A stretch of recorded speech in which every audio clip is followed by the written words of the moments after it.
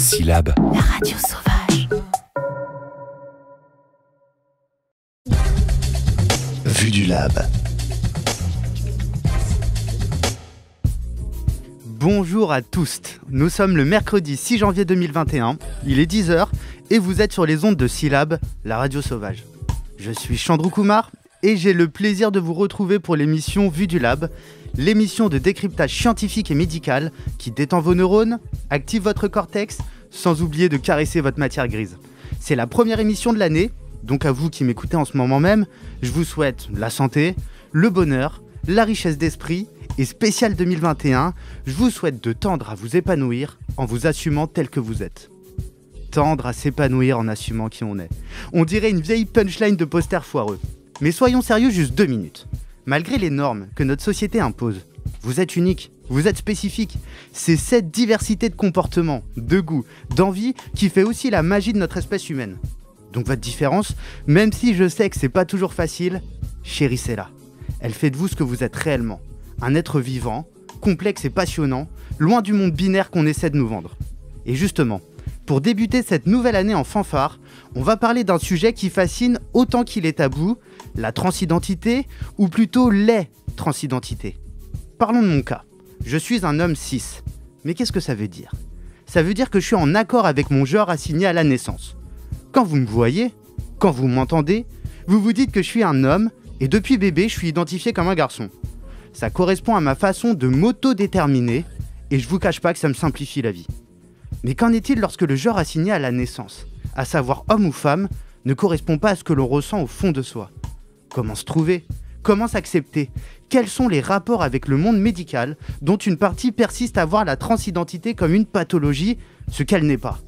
Non, les personnes transgenres ne sont pas malades, ou pas plus que vous et moi.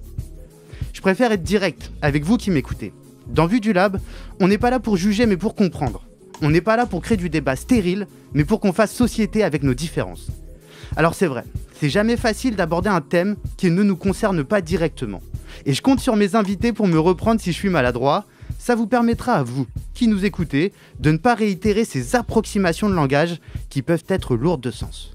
Parce que vous, ou quelqu'un de votre entourage plus ou moins proche, peut être en ce moment même en train de se chercher, il est grand temps de laisser à chaque individu le droit de s'autodéterminer. Et justement, pour discuter de tout ça, j'ai le plaisir de recevoir Gabriel de Sandro et Sidonie Shore. Gabriel, bonjour, comment allez-vous ? Bonjour, ça va, écoutez. Eh bien très bien, vous êtes cofondateur de l'association Adelpha Rennes, qui est une association d'autosupport pour les personnes trans et non binaires. Et vu que le thème de l'émission, c'est le droit à s'autodéterminer, Gabriel, je vous laisse ajouter ce que vous voulez à votre présentation. Alors, merci beaucoup. Du coup, je suis ravie d'être ici et j'ai pas grand chose à rajouter parce que la présentation que vous avez faite est très bien. Eh ben, ça fait plaisir à entendre. Sidonie Shore, bonjour, comment allez-vous ? Bonjour, je vais très bien, merci. Alors vous, Sidonie, vous êtes coprésidente du réseau de santé trans qui facilite entre autres l'accès aux soins aux personnes trans. Vous êtes aussi médecin généraliste et maître de conférences à la faculté de médecine de l'université Rennes 1. Idem, Sidonie, je vous laisse rajouter ce que bon vous semble. Je rajouterais peut-être juste que je suis une femme cis. Ok, très bien, c'est dit. Eh bien, Sidonie, Gabriel, merci encore à vous de nous accorder 1 heure de votre temps pour discuter transidentité avec nous. Alors, confinement oblige, on a dû délocaliser l'enregistrement de l'émission hors de la rédaction de Syllab, puisqu'on est dans les locaux chaleureux du réalisateur de l'émission, Patrick Rocher. Et pour tout vous dire, cette émission a été enregistrée le jeudi 17 décembre 2020. Mais on va faire comme si on était en direct parce que c'est beaucoup plus sympa. Allez, Vue du Lab, saison 2, épisode 3, spécial transidentité pour un droit à s'autodéterminer. C'est parti, générique. Mortis, j'ai une question à te poser vite fait. Et on commence par quoi ? Eh bien, on commence par cette étude scientifique. Vous voulez pas me balancer un sort à l'ancienne pour cette fois, hein ? On verra pour la prochaine fois la science. Eh oh, Jamy ! Tu le sais forcément, non ? Ton grand-père est pas un scientifique ou un truc dans le genre ? Vue du Lab. N'oublions pas qu'en définitive, c'est aux acteurs de la science de démontrer qu'elle est facteur de progrès humain. Bien maintenant, laissez-moi, il faut que je médite sur ma découverte. Yes, science. Alors, lesquels d'entre vous sont prêts à se frotter aux sciences ?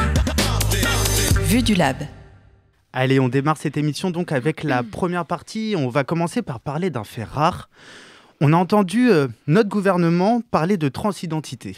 En octobre dernier, la ministre en charge de l'égalité homme-femme, de la diversité et de l'égalité des chances, Elisabeth Moreno. Alors attention, faut surtout pas la confondre avec Nadine Morano.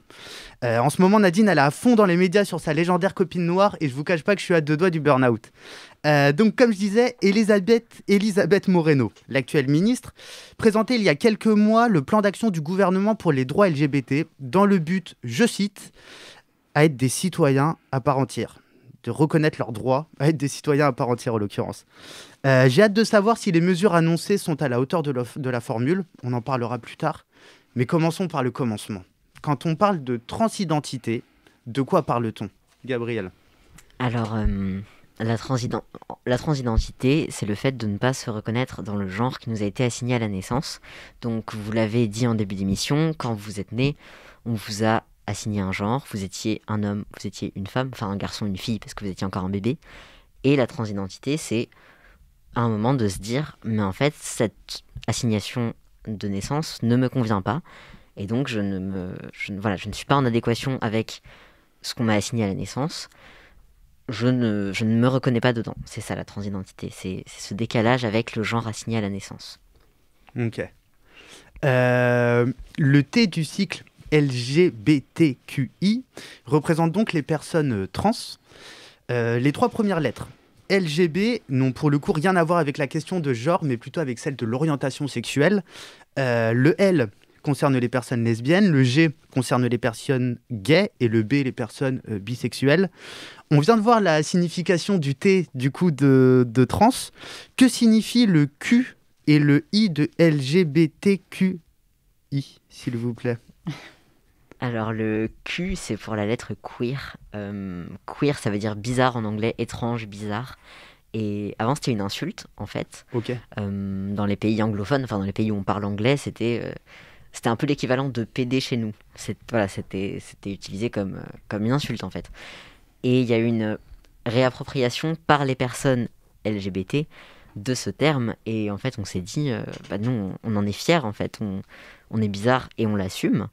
Et donc, il y a on s'est réapproprié le terme queer. Et aujourd'hui, c'est un terme parapluie, en fait, qui recouvre toutes les identités LGBTI. Et voilà, le terme queer, c'est donc un terme qui englobe tout ça. Et le I, c'est pour intersexe. C'est le I de l'intersexuation. Et l'intersexuation, c'est le fait d'être né avec des caractéristiques sexuelles qui ne correspondent pas à la binarité des corps masculins et féminins. Et voilà. Ok, donc très concrètement, c'est-à-dire c'est qu'en gros, si je comprends bien la définition, c'est qu'on ne se reconnaît dans aucun des genres qui sont définis, c'est-à-dire ni homme ni femme, c'est ça ? L'intersexuation ? Oui. Non, pas du tout. J'ai mal compris, du coup, ouais, je veux bien. L'intersexuation, c'est physique. Ok. C'est le fait de naître avec des caractéristiques qui sont des caractéristiques gonadiques, chromosomiques ou génitales. Donc gonadiques, pour définir, c'est testicules ou ovaires, c'est ça ? Qui sortent de la binarité physique masculine et féminine. Et donc j'en parle pas assez bien parce que je suis pas concernée. Là, par contre, il y a des organisations qui parlent de l'intersexuation 1000 fois mieux que moi, notamment le collectif Intersexe et Alliés, CIA, qui ont un site internet hyper complet où ils expliquent de manière très correcte ce qu'est l'intersexuation. Et l'intersexuation, en fait, en France, encore en 2020, c'est quelque chose qui fait qu'à la naissance, on mutile des enfants parce que physiquement, ils ne rentrent pas dans la binarité garçon-fille, en fait. Parce qu'en gros, on considère qu'on est un homme dès lors qu'on a une différenciation physique à différents endroits, on va dire, les gonades, avoir des testicules, les parties génitales, avoir tout le reste de l'outillage. Au niveau hormonal, testostérone, c'est ça ? Et donc, il peut y avoir des situations, du coup, où certaines personnes auraient, par exemple, auraient peut-être, je sais pas moi, des gonades d'un certain type et des hormones d'un autre type. C'est ça, Sidonie ? Oui, c'est ça. Et puis, il peut y avoir aussi de la part du corps médical, un besoin d'aller chercher aussi même sur un bilan génétique ce qu'il en est. Et en fait, quand finalement, entre guillemets, le tableau n'est pas binaire homme-femme, et ben du coup, on peut proposer effectivement la mise en adéquation avec ce qui pourrait être le plus ressembler à un homme ou une femme. Ok, et est-ce que par exemple, j'approfondis juste un peu là-dessus, est-ce que par exemple, une personne intersexe peut aussi, notamment dans son rapport avec le monde soignant, le monde médical, peut dire, mais en fait, moi, j'ai pas forcément envie d'appartenir stricto sensu à un genre ou à l'autre. Est-ce que c'est des choses qui sont envisageables ou est-ce que... La difficulté, c'est qu'en fait, on ne leur pose pas la question parce que ce sont des enfants. Ah, et d'accord, qu'aujourd'hui, ok. c'est pas eux et ou elles qui décident. Ah oui, dans tous les cas, donc là, pour le coup, c'est vraiment les parents qui doivent choisir. Comment ça se passe ? Ou l'entourage médical plutôt, enfin le corps médical qui fait état de cette différence, entre guillemets. Ok, d'accord. Oui. Très souvent, en fait, dans les témoignages des personnes intersexes, il y a les enfants naissent et le corps médical dit aux parents, il y a un problème, il y a un problème avec votre enfant, il faut qu'on fasse une opération tout de suite maintenant, voilà. Il y a très peu d'explications qui sont données. Forcément, le parent se dit, attendez, il y a un souci, on fait ce qu'il faut faire pour la santé de l'enfant. Et sous couvert de santé de l'enfant, en général, il n'y a pas de raison de santé derrière, il y a juste un désir de normaliser les corps des enfants, notamment des enfants intersexes, et voilà, on leur fait subir des procédures médicales, chirurgicales excessivement lourdes, des traitements hormonaux dès l'enfance. Pour qu'ils rentrent en fait dans une case, pour qu'ils aient un corps qui soit normé par rapport au genre que les médecins ont jugé le plus probable, ça part d'une décision médicale, on ne demande jamais leur avis aux enfants, ni aux parents, et on leur fait subir des années et des années de violence médicale ignoble. C'est quand même hyper intéressant parce que là on est à quoi ? On est à 10 minutes d'émission et on est déjà en train de questionner le rapport du monde médical aux patients, en fait, tout simplement. Je voudrais quand même qu'on revienne assez rapidement sur le sigle LGBTQI. Est-ce que d'après vous, ça vous semble pertinent qu'on regroupe orientation sexuelle avec LGB et puis de l'autre côté plutôt la question de l'identité de genre sur les autres lettres ? Est-ce que ça vous semble pertinent tout simplement en termes d'organisation, de lutte, de visibilité ? Alors moi, je ne sais pas si je suis bien placée pour répondre à cette question, parce que c'est vraiment, à mon avis, pour moi, la seule pertinence, elle est effectivement politique ou associative ou en termes de lutte. Okay. Oui, moi, je pense que c'est pas quelque chose qu'on pourra changer maintenant, et le sigle, il est plutôt établi. Voilà. Après, il y a des discussions au sein de la communauté LGBTQI de se dire, est-ce que toutes nos luttes peuvent se faire ensemble ? Parce que voilà, il y a des questions spécifiques à l'identité de genre que parfois des personnes lesbiennes, gays ou bi ne vont pas comprendre, ne vont pas défendre du mieux possible. Parce qu'ils ne le vivent pas en fait, simplement. C'est quand même un vécu qui est différent, une expérience différente. Et il y a du coup plusieurs réponses possibles à cette question. Des personnes qui considèrent qu'on peut lutter tous ensemble, et c'est ce qui se fait dans des associations LGBT généralistes entre guillemets, où on trouve des personnes lesbiennes, des personnes gays, des personnes trans, tout ensemble.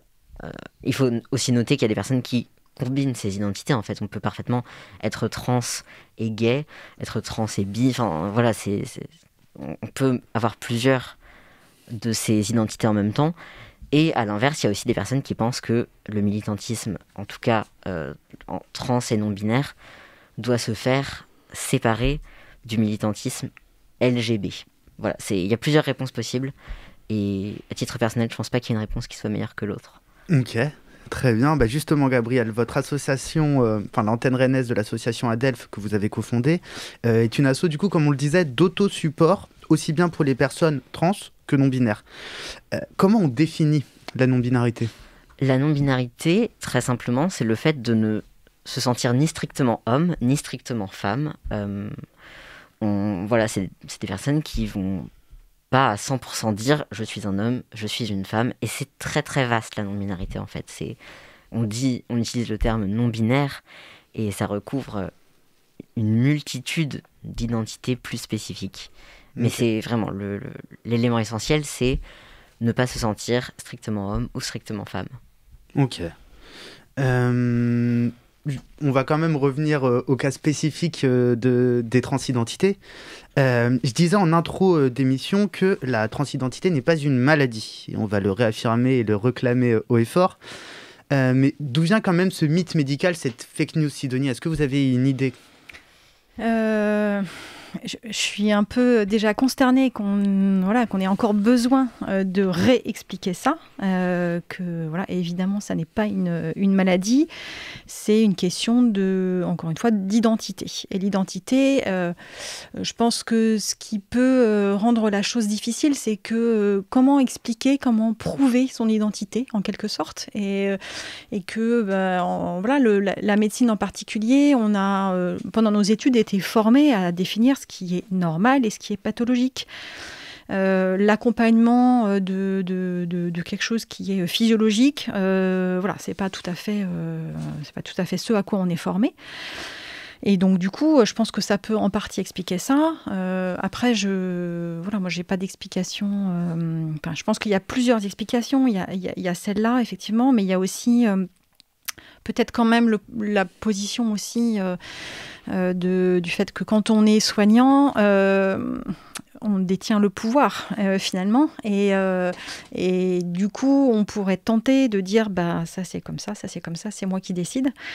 Et peut-être ça participe aussi au fait que ça persiste. Et que finalement, les personnes concernées, elles ne sont pas au cœur de nos décisions et de nos actions. Et c'est justement ce qu'on essaye de changer au sein de notre association. Justement, est-ce que vous, lors de vos études de médecine, la question des transidentités a déjà été tout simplement abordée ? Alors non. En fait, c'est vrai, comme je le disais, faut un peu, je pense aussi séparer la question de l'enseignement à plusieurs niveaux. Faut bien voir que jusqu'à un certain nombre d'années, on est formé par des spécialistes, ce qu'on appelle des spécialités d'organes. Donc, on apprend la cardiologie avec les cardiologues, etc. Moi, la chance que j'ai, c'est que j'ai choisi la médecine générale, qui est justement une spécialité qui prend l'individu dans son ensemble, dans sa globalité, dans son contexte. Et donc, j'ai un peu réappris à réfléchir un peu autrement. Je ne sais pas si on peut vraiment dire ça, mais un peu quand même. Et du coup, dans ce contexte-là, peut-être en tant que médecin généraliste, on peut un peu mieux comprendre finalement c'est quoi une identité et c'est quoi la spécificité de la personne que j'ai en face de moi. Après, sur la formation, c'est vrai que moi, étant moi-même enseignante, c'est quelque chose qui me tient à cœur, et c'est un projet qu'on a, bien sûr. Alors, comme on a plein d'autres projets, ça prendra le temps qu'il faudra, mais c'est une certitude que ça viendra en place pour nos internes de médecine générale à Rennes, c'est sûr. Ok, très bien, comptez sur nous pour suivre ça. J'ai quand même une dernière petite question, avant qu'on se fasse une petite pause musicale pour détendre nos tympans. Pendant mes recherches sur le sujet, j'ai souvent entendu le terme de dysphorie de genre. Qu'est-ce que ça signifie ? Le terme dysphorie de genre, c'est un terme médical, et c'est un terme qui est plus autant utilisé aujourd'hui. C'est vraiment le symptôme, on peut dire, je ne suis pas du tout d'accord avec ce terme, mais c'est utilisé comme ça. C'est vraiment la manifestation d'inadéquation entre le ressenti de la personne et son corps. Et voilà, c'est ce sentiment de ne pas se retrouver dans le corps qu'on a, de ressentir ce décalage de manière physique. C'est ce symptôme-là. De manière physique, donc oui. Ça dépasse la simple prise de conscience mentale qui est de se dire je sens bien là que je suis pas très à l'aise avec mon genre assigné. Là, c'est des manifestations physiologiques même. J'irais peut-être pas jusqu'à physiologique, mais en tout cas, il y a un ressenti qui est très fort et qui est très réel. De l'ordre du mal-être. C'est ça, de se dire il y a quelque chose qui correspond pas. Après, vraiment, c'est un vieux terme. Et est-ce qu'il faudrait éviter de l'utiliser ? En fait, moi, ce qui me gêne dans ce terme-là, c'est que c'est un terme qui est apposé par quelqu'un d'extérieur qui regarde la personne et qui présuppose que cette personne est mal et du coup, entre guillemets, dysphorique. C'est un diagnostic, en fait, c'est un diagnostic médical. médical. C'est un peu un diagnostic. Alors, c'est moins pire que de parler de transsexualisme, on va dire, mais quand même, ça veut dire qu'on essaye toujours, encore une fois, de dire ça, c'est normal, ça va, et ça, c'est pas normal, ça va pas. Et voilà, la réalité, elle est bien plus complexe que ça. Complètement. Et c'est encore noté par certains médecins sur des lettres qu'ils peuvent écrire à propos de patients trans. Moi, j'ai déjà eu des médecins qui m'écrivaient le patient présente une dysphorie de genre, point. Et c'est posé effectivement comme un diagnostic. Ok, très intéressant. On va justement aborder ces questions-là dans la prochaine partie d'émission. Mais avant ça, on va s'écouter quand même une petite musique qui est celle d'Angel Hayes, la géniale Angel Hayes. Et on va s'écouter son son Tribe Called Red. Et je m'excuse pour mon accent pourri.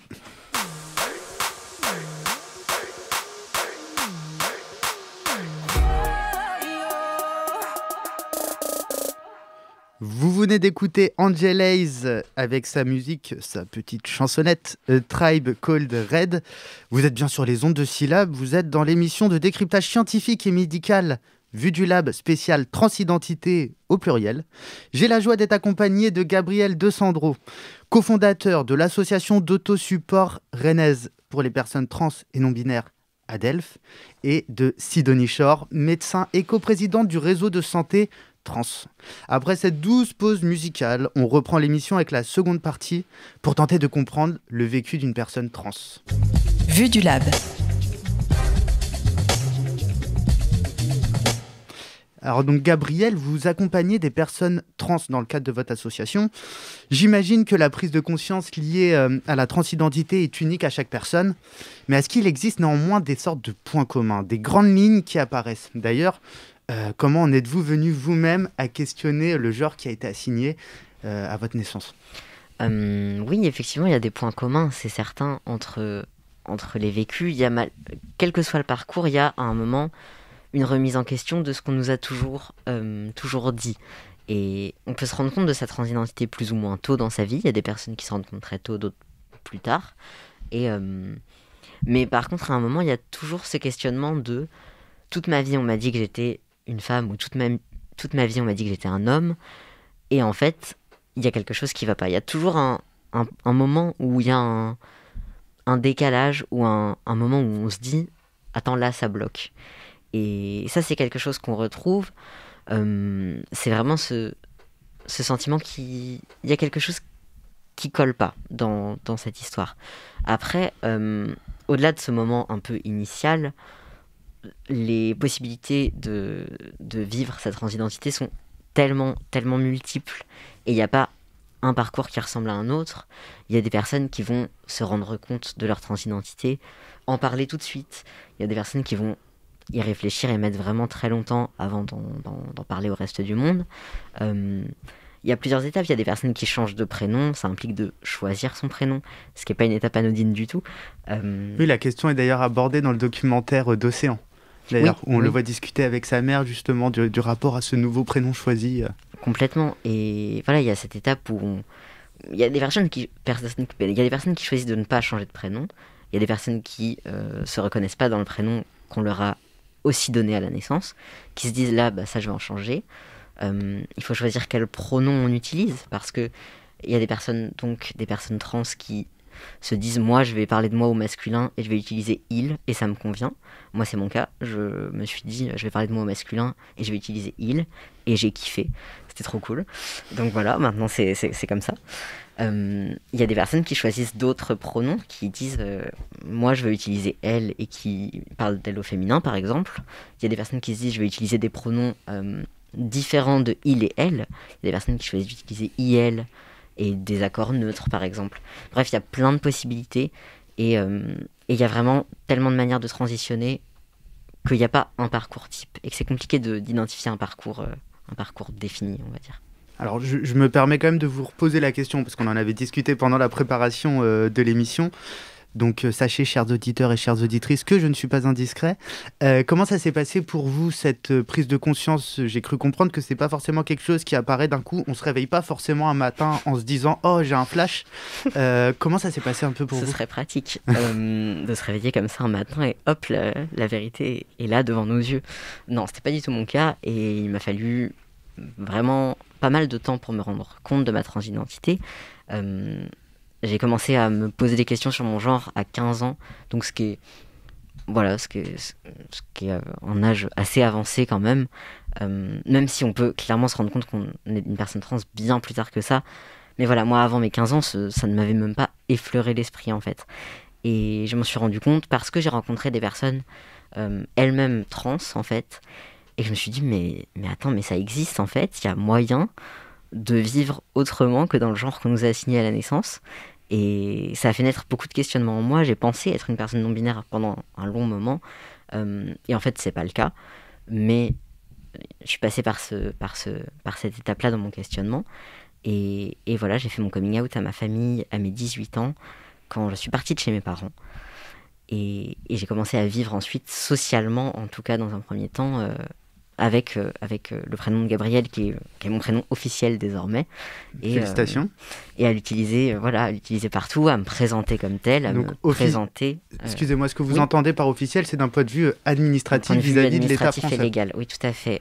Mon prénom a été changé en mairie il y a 1 an. J'ai obtenu l'autorisation de changer de prénom par la mairie de Rennes. Vous avez obtenu l'autorisation. La formulation n'est pas... La formulation n'est pas anodine. Non. On demande encore l'autorisation en 2020 de changer de prénom. On fait un dossier de changement de prénom qui passe devant une commission à la mairie. Commission qui décide si, oui ou non, notre demande est recevable. Il faut donner des preuves qu'on utilise ce prénom au quotidien. Ce qui est très compliqué parce que beaucoup d'organismes refusent de changer notre prénom sans justificatif. Bref, c'est un cercle un peu compliqué dont il faut sortir pour obtenir, pour pouvoir changer son prénom légalement. C'est très intéressant. On va avoir l'occasion d'en rediscuter. J'ai quand même envie de poursuivre un peu. Tout à l'heure, on discutait tous les trois de la dysphorie de genre, qui est donc une sorte de diagnostic qui, tous les deux en tout cas, ne vous convient pas.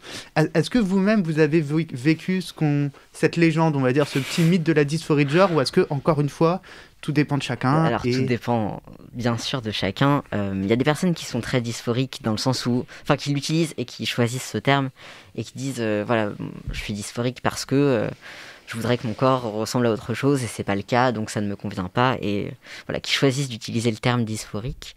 Moi, je le ressens pas tant que ça. Et j'ai un corps qui me conviendrait très bien si on n'était pas dans une société qui, en me voyant, je sais pas si ma phrase est très claire, mais en gros, la société me voit, me dit physiquement tu ressembles à une femme, nous allons donc te genrer comme telle. Et on serait dans une autre société, ça me dérange, mon corps m'irait très bien. Cependant, actuellement, comme ça m'énerve que toutes les 2 secondes on me dise madame dans la rue parce que on me voit et que les gens se disent cette personne ressemble à une femme, du coup, oui, il y a un espèce de sentiment de dysphorie par rapport à ça. Mais c'est pas un malaise qui vient de mon corps à la base. C'est un malaise vis-à-vis de comment les gens le perçoivent. Et je préfère parler d'euphorie de genre, qui est le sentiment à l'inverse que des personnes trans décrivent. Quand par exemple, moi quand on m'appelle monsieur dans la rue, je surkiffe et c'est trop bien. Et je suis trop heureux pendant les 24 heures qui suivent en fait. Et ça, c'est une forme d'euphorie de genre. Et d'ailleurs, c'est un petit point pareil que je vais aborder assez rapidement. Parfois, on ne sait pas forcément justement comment aborder, ce que là, vous abordez la question, par exemple, du pronom qu'on utilise en ayant quelqu'un en face de nous. C'est vrai que voilà, par habitude, on va avoir tendance à dire monsieur si on pense que c'est un monsieur, madame si on pense que c'est une madame. Comment est-ce qu'on doit s'y prendre, si tout en étant bienveillant et en essayant de ne pas être maladroit, est-ce que quelque part, si là, je fais une boulette et que je vous appelle madame, comment... Est-ce que c'est si grave que ça? Comment je peux faire pour vraiment m'y prendre du mieux possible, parce que je veux pas mal faire, mais que malheureusement je sais pas ce qui se passe dans votre vie. Le mieux en général, c'est de pas utiliser monsieur et madame quand c'est pas nécessaire. On se rend vite compte que c'est moins nécessaire qu'on ne le pense. Demander les prénoms, si on demande le prénom d'une personne, en général ça donne une indication aussi qui peut être assez précieuse. Après, cette question de qu'est-ce qu'on fait si par mégarde on met genre une personne transgenre, Voilà, si on dit à quelqu'un il alors que c'est elle, ou elle alors que c'est il, ou je sais pas, que vous utilisez un adjectif, que vous me dites ah oui, t'as dû être contente, alors que moi j'utilise du masculin pour parler de moi, donc c'est content. Le mieux dans ce cas-là, c'est quand même de pas s'éterniser sur le sujet, de s'excuser, bien sûr, parce qu'on le remarque toujours en tant que personne transgenre. On remarque quand quelqu'un nous mégenre, c'est inévitable, mais d'éviter d'attirer l'attention dessus pendant 4 siècles en disant oh là là, je suis désolé, je suis la pire personne de la Terre, je sais très bien que t'es un homme, je voulais pas dire ça, pardon, je suis ignoble. Enfin, ça va en fait, ressaisissons-nous. Pas d'autoflagellation et on avance. C'est ça, on avance, on dit désolé, t'as dû être très contente, pardon, content, question suivante, et c'est bon en fait, voilà. Ok, bah merci beaucoup pour ces infos, parce que c'est pas toujours évident. Je sais pas, enfin, on avait discuté quand même du magnifique documentaire Petite fille, qui d'ailleurs est actuellement en replay sur Arte. Dans ce documentaire, on découvre donc l'histoire de Sacha, une petite fille qui se pose des questions sur son identité de genre dès ses 4 ans. Du coup, Sidonie, vous qui accompagnez des personnes trans dans le cadre de votre pratique médicale, de médecin généraliste, est-ce que vous avez déjà vu des cas si précoces? Et j'ai envie de dire à l'inverse, est-ce qu'il y a une limite d'âge, une date limite pour débuter sa transition? Alors déjà, moi, quand les personnes elles arrivent pour me voir, elles ont déjà réfléchi, avancé un peu dans leur cheminement, dans leur parcours, parce que quand elles viennent me voir, c'est pas n'importe quel médecin généraliste. Elles savent que voilà, je prescris de l'hormonothérapie, et c'est souvent au moins pour en discuter, sinon pour pouvoir le démarrer. Donc j'arrive un peu à la fin, en fait, voilà, de toute la transition. Enfin voilà, moi je suis dans la période de transition plutôt hormonale, ce qui est qu'une des étapes, qui est pas d'ailleurs, voilà, qui peut ne pas arriver, mais en tout cas, ils viennent me voir quand ils ont besoin de ça. Donc de ce fait-là, j'ai jamais été confrontée effectivement à rencontrer des enfants. Après, en tant que médecin de famille, voilà, ça a pu m'arriver, mais des tout jeunes comme ça, jamais. Après, voilà, effectivement, il n'y a pas d'âge. C'est-à-dire que moi, ce que je peux témoigner de mon expérience et des personnes que j'ai rencontrées, c'est qu'il y a, encore une fois, il y a pas d'âge, il n'y a pas de spécificité. J'ai pu voilà, croiser des personnes très jeunes, parfois même prépubères, des adolescents et adolescentes, et puis des adultes ou même des personnes bien plus âgées qui voilà. Plus âgées, c'est-à-dire ? Eh bien, des gens qui ont pu vivre leur vie dans un genre, faire leur vie professionnelle, faire leur vie de famille, et puis, je sais pas, 50, 60 ans, commencer à prendre conscience qu'en fait, voilà, finalement, effectivement, ils ou elles sont des personnes trans, et aller vers le besoin d'une hormonothérapie à ce moment-là. D'ailleurs, est-ce que c'est presque une question philosophique, mais est-ce que le genre doit être forcément gravé dans le marbre ? Est-ce que c'est forcément quelque chose d'immuable ? On l'a déjà un peu abordé avec les questions de non-binarité, voire même peut-être d'intersexualité. D'intersexuation. D'intersexuation, pardon. D'intersexuation. Et pour le coup, l'intersexuation, c'est pas, on peut pas en parler dans le cadre de la fluidité de genre, parce que l'intersexuation, oui, ça vient à la naissance, ouais. Et c'est un vécu qui est tout à fait différent.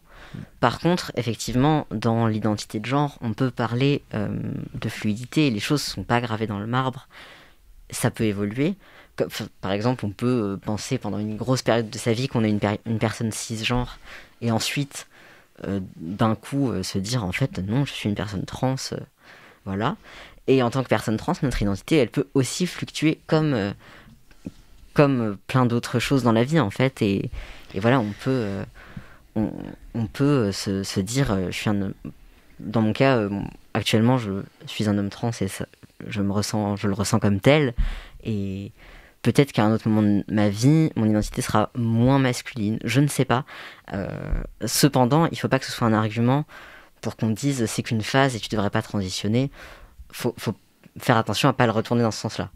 Et... De toute façon, on est d'accord qu'on reste sur un débat d'autodétermination et qu'en aucun cas, c'est l'extérieur qui doit déterminer ce que vous êtes ou ce que vous souhaitez être. Tout à fait. En fait, ce que je trouve curieux, c'est que finalement, tous ces sujets-là, on pourrait complètement les transposer aux personnes cis. C'est-à-dire, quand on se trompe de pronom pour une personne cis, on n'en fait pas des caisses.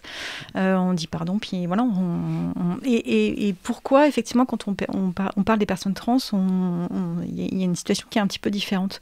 Sur la question du genre, moi, ce que j'ai pu en comprendre, mais j'ai dû être éduquée à ça par les personnes que j'ai rencontrées, c'est que, effectivement, je m'étais jamais posé la question, mais mon genre n'est pas d'être uniquement une femme cis, et à certains moments de ma vie, là, ça a pu évoluer, ça pourra peut-être évoluer. C'est plutôt une histoire de gradient, finalement, vers d'un côté l'homme, vers l'autre côté la femme, on va dire, et puis je me situe à un entre-deux, qui peut être plus d'un côté femme, ou plus d'un côté homme, ou alors c'est fluctuant. Enfin, voilà, c'est ce que j'ai compris, je trouvais ça très parlant, en fait. C'est hyper intéressant, justement, Sidonie. Donc vous contribuez au REST, qui, je le rappelle, est un réseau qui facilite l'accès aux soins aux personnes trans, et puis qui tente aussi dans le même temps de changer le regard du monde médical pour qu'il se dépsychiatrise. J'ai pris le temps de le prononcer, parce que c'est pas simple, mais la notion, par contre, elle est fondamentale. Est-ce que vous pouvez me dire, en tant que médecin généraliste, encore une fois, en quoi c'est compliqué pour une personne trans d'avoir accès aux soins ? Eh ben, tout à l'heure, on a parlé d'utiliser les prénoms, les pronoms. Vous avez une personne qui vient vous voir, qui prend rendez-vous dans votre cabinet. Tout simplement, cette première étape. Elle va donner un prénom et la secrétaire, voilà, bonjour, je m'appelle Sidonie, je voudrais prendre rendez-vous, mais simplement, j'ai une voix extrêmement grave, extrêmement masculine. La secrétaire, elle ne va pas comprendre, elle ne va pas savoir exactement bien comment genrer cette personne. Ensuite, la personne, elle va arriver, peut-être sur sa carte d'identité, ça va être voilà, un autre genre. La secrétaire va devoir faire le dossier, et à chaque étape, voilà, il va y avoir du mégenrage et puis du coup de la violence subie pour ces personnes. Ce qui fait que, alors voilà, il y a la salle d'attente, on attend dans la salle d'attente, et puis moi je rentre dans la salle d'attente et je dis bonjour monsieur. Voilà, là ça va encore pas aller, c'est violent, il y a des gens qui regardent ça, qui observent ça, et du coup à chaque étape il y a des difficultés.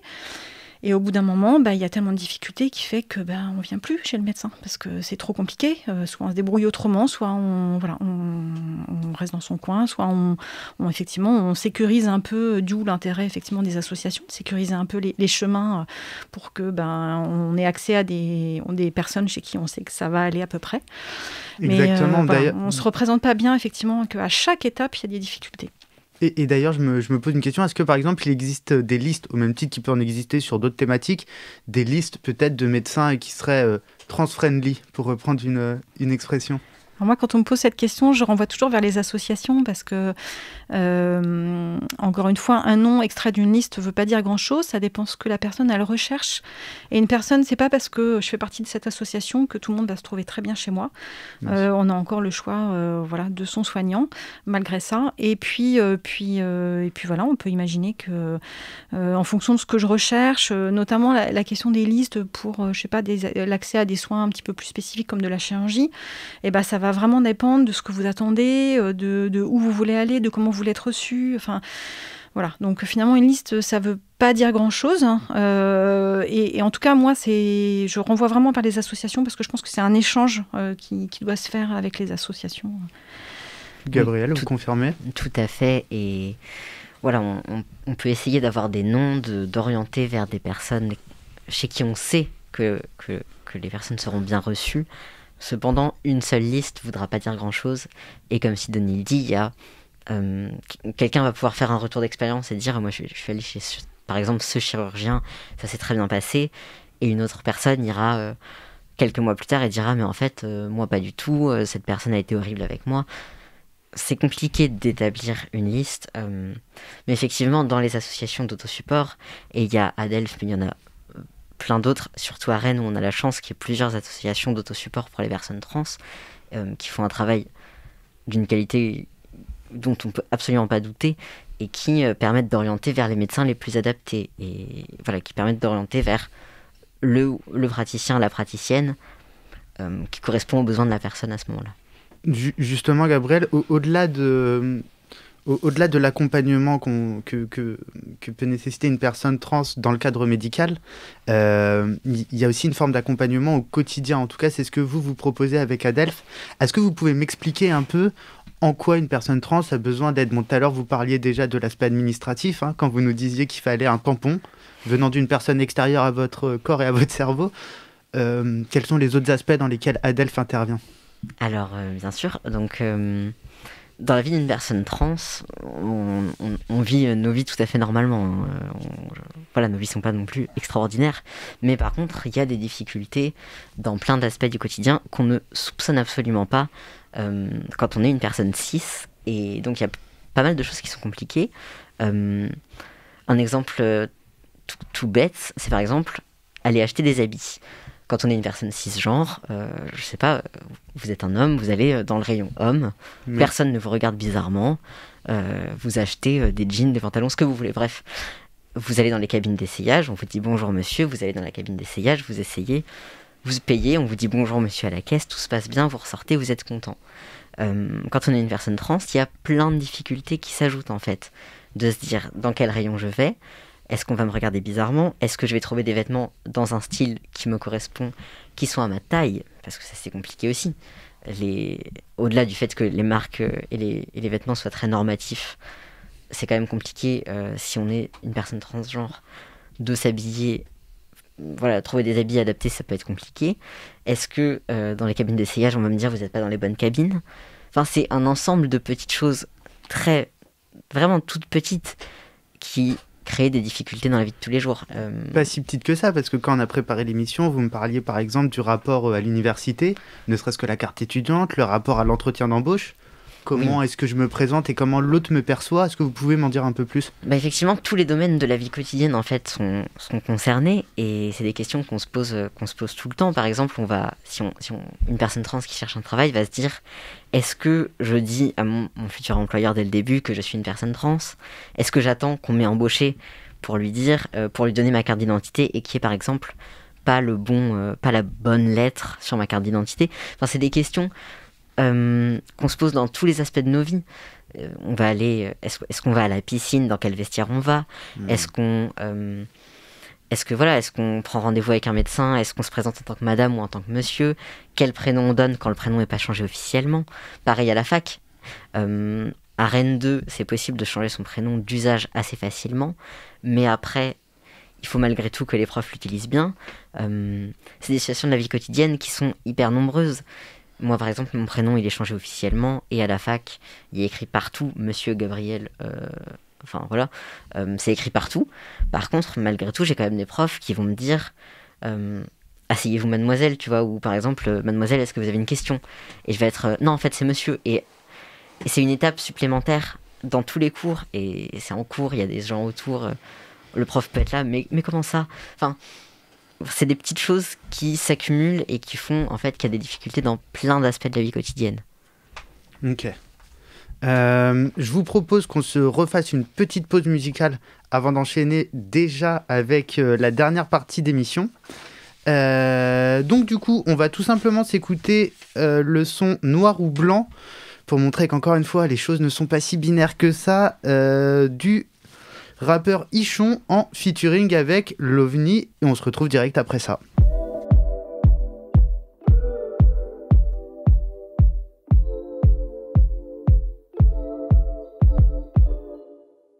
Vous venez d'écouter Ichon featuring Lovni, la chanson Noir ou Blanc. Vous êtes bien sur les ondes de Syllab, vous êtes dans l'émission de décryptage scientifique et médical Vue du Lab spécial Transidentité. J'ai toujours la joie d'être accompagné de Gabriel De Sandro, cofondateur de l'association d'autosupport rennaise Adelphes, et de Sidonie Shore, médecin et coprésidente du réseau de santé trans. On attaque direct la dernière partie d'émission sur les transidentités pour un droit à s'autodéterminer. Vue du Lab. Alors si j'ai bien compris, une transition au final concerne l'individu déjà, prendre conscience de ce qu'on est ou de ce qu'on voudrait être, de ce qu'on est plutôt d'ailleurs. C'est ça, hein? De ce qu'on est plutôt. De ce qu'on est, exactement, pardon. Mais la transition concerne aussi l'entourage proche, éloigné, parce que du coup vous en parliez tout à l'heure, Gabriel, avec la notion de coming out. Mais c'est aussi un rapport à l'administration, vous en parliez avec les papiers, et en réalité avec toute la société, la piscine, les magasins, l'employeur. Ma question, c'est est-ce qu'il faut cocher certaines cases pour transitionner aux yeux des uns ou des autres ? Alors cette question elle est super vaste. Ouais.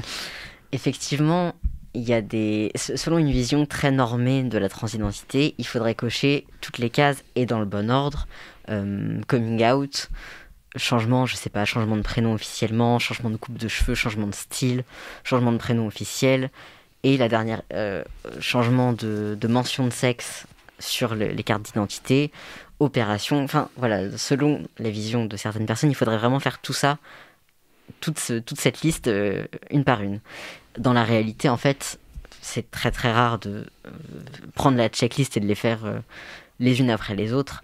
Et il y a autant de parcours de transition que de personnes trans. Et il y a des personnes qui, par exemple, vont se dire « bah moi, je change de prénom, et puis c'est tout ». Et c'est tout aussi légitime que n'importe quelle transition. Là où il y a des personnes qui vont se dire « moi, je veux une transition médicale, je voudrais commencer une hormonothérapie, je voudrais faire une opération, telle autre opération ». Voilà, il y a plein de possibilités. Et dans une vision très normative, oui, il y a une des étapes obligatoires. Dans la réalité, il n'y a pas d'étape obligatoire et c'est chaque personne trans qui choisit les étapes qu'il ou elle veut. Alors, au-delà de la réalité, il y a quand même la réalité administrative. Est-ce qu'aux yeux de l'administration française, il faut des tampons, comment ça se passe ? Alors, ça dépend ce qu'on veut faire. Pour le changement de la mention de sexe, notamment sur les cartes d'identité, ça passe par le tribunal le tribunal judiciaire. Et voilà, moi je suis dans ce processus en même temps. Un tribunal. Oui, un tribunal. Même, ouais. C'est pas anodin non plus. Non. Et il faut envoyer un dossier qui fait, j'allais dire 1 milliard de pages, mais dans la réalité, il en fait plutôt 100, ce qui est déjà beaucoup. Et 100 pages pour dire quoi ? Parce que pour moi, ça pourrait tenir en une ligne. Oui. Je souhaiterais changer d'identité sur ma carte d'identité. Mais on est d'accord, ce serait super. Dire salut, j'en ai marre du F sur ma carte, mettez un M, SVP, bisous. Malheureusement, ça ne fonctionne pas comme ça. Il faut faire un dossier en disant le requérant, blablabla, affirme qu'en fait, il est une personne trans et voilà, 50 000 preuves.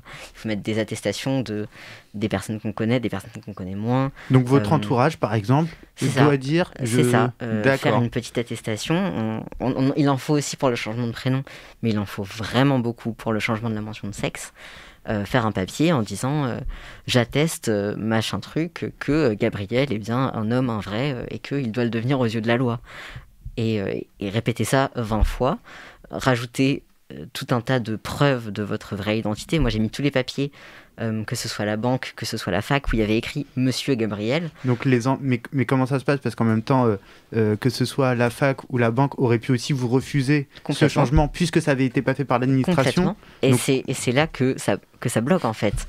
De dire est-ce que vous apportez-nous des preuves de votre identité et que vous vivez bien dans le genre que vous revendiquez. C'est ce qui est écrit dans la procédure. Là, mais c'est très dur d'avoir ces preuves parce que les organismes attendent, eux, que ce soit changé officiellement. Donc en fait, on se retrouve à être dans une impossibilité parfois de produire des preuves. Et voilà, il faut naviguer ça, trouver des astuces, entre guillemets, pour qu'on nous donne quand même des papiers avec écrit madame ou monsieur, parce qu'en plus, ça reste hyper binaire, ce changement de la mention de sexe. Il n'y a que 2 options en France. Et voilà, c'est F ou M et t'as rien d'autre. Donc voilà, administrativement, c'est très très compliqué. Je trouve que la question de preuve, elle est centrale. Est-ce qu'à un moment, ce que vous appelez des preuves doivent être de l'ordre médical ? On le voit notamment, encore une fois, dans le documentaire Sacha, où voilà, il y a par exemple le directeur de l'école qui demande un papier venant d'un médecin venant d'une personne compétente, d'ailleurs, je crois que je me demande pas l'expression. Est-ce que vous pouvez m'en dire plus ? Est-ce que vous, déjà, Gabriel, dans le cas de vos dossiers, vous avez dû avoir un tampon par un médecin ? Et puis ensuite, Sidonie, comment ça se passe tout ça ? Parce que moi, je suis un peu perdu là. Alors moi, j'en ai jamais mis, et c'est un choix politique, et je n'en mettrai jamais. Que ce soit pour mon dossier de changement de prénom ou mon dossier de changement de mention de sexe pour ma carte d'identité, j'ai pas mis de preuve médicale. Déjà parce que j'en ai pas. Et enfin, j'en ai pas parce que j'ai pas une lettre d'un psychiatre qui dirait attestation de transidentité, ça j'en ai pas. voilà, j'ai des ordonnances d'hormonothérapie, c'est tout ce que j'ai médicalement, et je refuse de mettre ça dans mon dossier parce que en fait, ça ne regarde pas ces personnes, et je fais ce que je veux de mon corps, et ça devrait absolument pas déterminer si je change ma carte d'identité. Après, dans les faits, ça peut bloquer le passage de ces dossiers. La loi n'impose plus de transition médicale pour faire ce changement d'état civil. Cependant, il y a pas mal de tribunaux où c'est encore nécessaire. Et il y a une époque où c'était obligatoire de s'être fait opérer pour pouvoir obtenir ce changement. C'est plus le cas. Donc si je comprends bien, c'est un juge solo qui, dans son tribunal, va statuer de ce qu'il pense être le bien fondé de votre requête. Exactement. Et souvent, voilà, ils exigent, s'ils n'ont pas assez de preuves, ils peuvent envoyer une lettre et dire donnez-nous plus de preuves, donnez des photos, donnez-nous... Pas assez de preuves d'après cette même personne. D'après cette même personne. Il n'y a pas de cadre juridique à tout ça. Bah, ça reste le tribunal judiciaire, donc malgré tout, j'imagine qu'ils sont à plusieurs juges, mais c'est eux qui décident, et nous, on reçoit juste le papier qui dit c'est oui, c'est non. Voilà, il y a des personnes qui se font refuser leur changement de prénom pour absolument aucune raison, qui font une deuxième demande, c'est encore refusé, et là, on se retrouve sans vraiment d'options. Ouais, parce qu'en fait, il y a aussi quand même une disparité sur le territoire, et d'un endroit à l'autre, d'une mairie à l'autre, et d'un tribunal à l'autre, ça peut être très différent. Et c'est vrai que moi, je vois beaucoup de personnes qui me sollicitent pour des certificats, ne serait-ce que pour le changement de prénom d'usage, ce qui n'est pas légal en fait, enfin ce qui n'est pas demandé légalement. Simplement, parfois les mairies, les employés de mairie ne sont pas au courant, ne connaissent pas, n'ont jamais été confrontés à cette demande-là auparavant. Et du coup, tout le monde cherche un peu à se couvrir, entre guillemets. Mais c'est un peu un faux prétexte parce que tout à l'heure, on a parlé de documentaire Sacha, on voit bien que en fait, juste au fond, l'école ne veut pas accueillir cet enfant. Et c'est pas une histoire de certificat ou voilà, ils mettent juste des bâtons dans les roues à la famille depuis le début et jusqu'à la fin. Mais donc voilà. Alors du coup, ce qui est important en tant que soignante, c'est de bien réexpliquer le contexte de vous me demandez l'attestation, ok, mais sachez quels sont vos droits et puis comment ça va être utilisé, comment on l'écrit ensemble.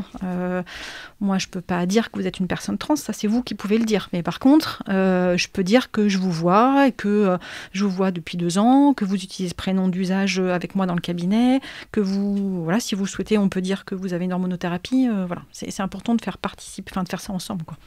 Ok, en tout cas, ça arrive qu'on vienne vous voir pour ce type de demande. Oui. Et vous, du coup, si je comprends bien, vous êtes quand même vous n'êtes pas dans une logique qui pourrait être vue de loin comme purement médicale, où on fonctionne avec un diagnostic, on coche des cases plus ou moins de symptômes ou d'états physiologiques. Là, vous n'êtes vraiment pas dans cette logique, pour le coup. Ben non, puisque c'est pas une pathologie. On est d'accord. Justement, je me pose des questions, je souhaite transitionner. Vers qui je peux me retourner? Qui est-ce que je dois aller voir? Qui c'est qui répond? Je réponds. Alors, je me pose des questions. Je pense qu'il faut plutôt aller voir les associations parce que c'est plutôt elles qui vont vous aider. Après, je veux avoir accès à une hormonothérapie où je me pose des questions sur l'hormonothérapie. Là, effectivement, vous pouvez venir voir un soignant qui pratique l'hormonothérapie. Donc, pour résumer assez rapidement, hormonothérapie qui consiste donc à avoir un changement, à avoir une injection d'hormones qui permettent derrière des changements physiologiques qui vont correspondre au genre dans lequel on s'est autodéterminé. Alors c'est un petit peu plus complexe que ça, c'est même bien plus complexe que ça, parce que bon, d'abord c'est pas toujours des injections, mais c'est pas grave. Mais en fait, ce qu'il faut comprendre, c'est que les hormonothérapies, contrairement à ce qu'on peut croire, il y a plein d'hormones différentes qu'on peut utiliser, et la démarche, c'est plutôt de dire cette personne, elle vient me voir en me disant voilà, je suis une personne trans, je suis une personne non-binaire, peu importe. Ce que j'aimerais obtenir, en tout cas moi c'est la question que je leur pose, c'est qu'est-ce que vous souhaitez obtenir comme changement physique? Parce que voilà ce que cette hormone peut vous donner, voilà ce que cette autre hormone peut vous donner, dans quel délai, dans quelle mesure, quels en sont les effets réversibles, irréversibles, quelles sont les choses à surveiller, quels sont les effets secondaires, etc.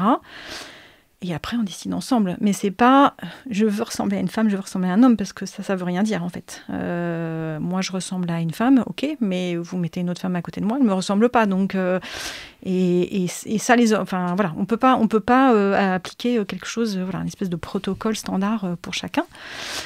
Donc l'idée, c'est plutôt ça. C'est qu'est-ce que vous souhaitez et comment ça je peux faire, ça je peux pas faire. Voilà. C'est un peu plus comme ça qu'on travaille.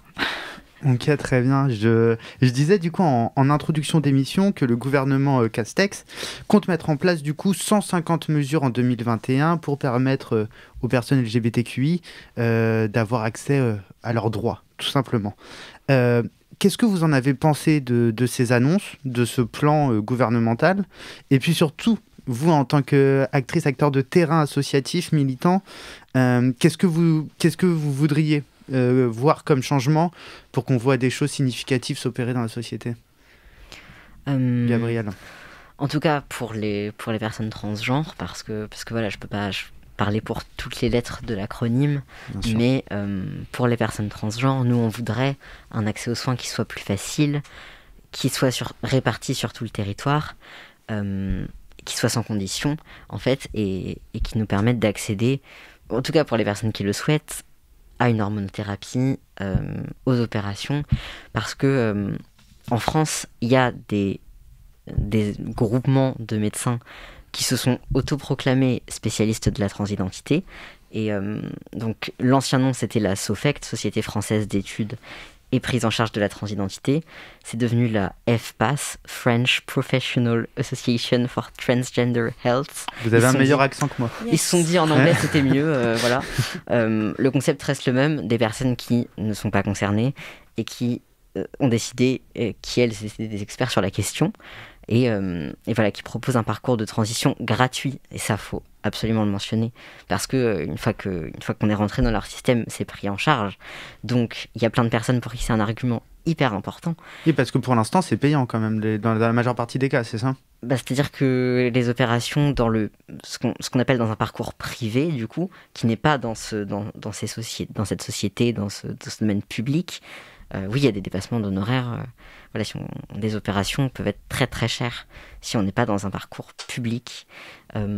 Mais on voudrait que, justement, en tout cas en tant qu'association d'autosupport, on veut absolument plus que la SOFECT existe et puisse prendre en charge la transidentité de la manière qu'ils le font. En fait, c'est pas des personnes qui ne connaissent pas leur sujet du tout de prendre en charge la transidentité, de nous dire qui est trans et qui ne l'est pas, de nous faire patienter 2 ans, voire plus, avant d'avoir même accès à l'hormonothérapie, parce qu'il faut passer 1 milliard de tests pour déterminer si on est une vraie personne trans selon leurs critères. Enfin, vrai entre guillemets, du coup. Vrai entre guillemets, en fait. C'est encore possible en France en 2020 d'être suivi par leurs professionnels qui, à mes yeux, n'en sont pas. Et les associations de support réclament bien mieux que ça, en fait, parce que c'est bien... Voilà, on mérite bien mieux que ça. Sidonie? Moi, mes attentes, elles sont un peu les mêmes. C'est un meilleur accès aux soins, hein, évidemment. À la fois, effectivement, dans pouvoir choisir son parcours, choisir ses modalités de parcours, choisir ses soignants, et puis avoir un accès aussi financier qui soit facilité, parce que on a parlé effectivement du public. Quand on passe dans le privé, sauf si on a une prise en charge à 100% par la sécurité sociale, du coup, il faut avoir la mutuelle qui complète, hein, ne serait-ce que pour l'hormonothérapie. Et c'est pas le cas pour tout le monde. On sait que les personnes trans, elles ont quand même un risque de précarisation plus important, parce qu'elles ont souvent des parcours de vie qui sont un peu, qui peuvent être avec des ruptures du fait de ce qui se passe, de ce que renvoie l'entourage. Hein, c'est comme on l'a dit, hein, avoir un emploi, avoir une scolarité, c'est pas toujours facile. Hein. Donc c'est des personnes dont on devrait prendre encore plus soin, et c'est pas le cas en fait. C'est plutôt même l'inverse. Donc ça serait déjà effectivement mon premier souhait. Et puis de pouvoir aussi sécuriser les parcours, c'est-à-dire de faire en sorte que on soit pas nous en tant que soignants maltraitants, qu'on soit conscient du pouvoir qu'on a, de ce qu'on fait, de ce qu'on peut mal faire. Et moi, c'est toute la richesse que j'ai trouvée au sein de l'association, c'est de travailler avec des personnes trans, des associations d'autosupport, pour apprendre d'elles, parce qu'elles ont un vrai savoir expérientiel, et c'est pas moi qui l'ai. Et la question de l'hormonothérapie, c'est ces personnes-là qui la connaissent le mieux. Et du coup, de basculer un peu dans autre chose comme type de relation de soins. Sur d'autres... Je complète très vite, mais sur d'autres domaines que le domaine médical, dans les grandes revendications qu'on a, il y a aussi dans la scolarité, que la transidentité soit bien mieux prise en charge dans les facs, dans les lycées, dans les collèges, où il est vraiment il est nécessaire que les enseignants apprennent à mieux prendre en charge la transidentité. Il y a le domaine scolaire, il y a effectivement l'accès au logement, l'accès à l'emploi, qui est beaucoup plus difficile pour les personnes trans. Et puis la question du soin, mais qu'on a déjà développée. Mais voilà, il y a d'autres aspects et on a vraiment beaucoup de demandes qui sont excessivement importante. Eh ben, Pardon, Sidonie. Et légitime, j'allais dire. Et justement, on souhaite tous que ça avance. Comptez sur nous pour suivre tout ça de très près. C'est déjà la fin de l'émission. J'aurais aimé pouvoir aborder plein d'autres questions. Malheureusement, le temps nous manque, mais qui sait, on va peut-être avoir, et j'en doute pas trop, l'occasion d'en rediscuter plus tard. En tout cas, un très très grand merci à vous deux, Gabriel De Sandro, cofondateur de l'association d'autosupport pour les personnes trans et non-binaires ADELF à Rennes, et à vous, Sidonie Shore, médecin et coprésidente du réseau de santé trans. Si vous, qui nous écoutez, vous voulez vous diriger vers une de ces associations, vous trouverez les liens sur le site internet de SILAB, la radio sauvage, ou dans la description de ce podcast. J'en profite d'ailleurs pour placer une spéciale dédicace à Juliette, qui co-anime l'émission depuis le début de la saison, mais qui, comme notre cher Gabriel, révise en cette période d'examen. Donc, bon courage à tous les étudiantes et tous les étudiants qui nous écoutent. Et je me permets de placer une seconde spéciale dédicace à Elliot, qui m'a donné un sacré coup de pouce sur cette émission. Patrick, nous, on retrouve les auditrices et les auditeurs et les non-binaires. Enfin, bon, pour être juste et précis, on vous attend juste vous, qui nous écoutez comme vous êtes, dès le mois prochain pour une nouvelle émission Vue du Lab. D'ici là, prenez soin de vos neurones sur les ondes sauvages de SILAB. Et on se quitte en musique avec un classique que vous pensez sûrement déjà connaître. Retour en 97, pardon. Le clip est assez incroyable, hein, une sorte de court-métrage de quasiment 10 minutes. Écoutez ses premières notes. C'est sûr que vous reconnaissez. Et évidemment, c'est Sans contrefaçon de Mylène Farmer. Peut-être qu'après cette heure passée ensemble, vous allez entendre ce son et ces paroles avec une oreille un peu différente. C'était Chandrou Kumar pour Vue du Lab. On se retrouve très vite. Vue du Lab.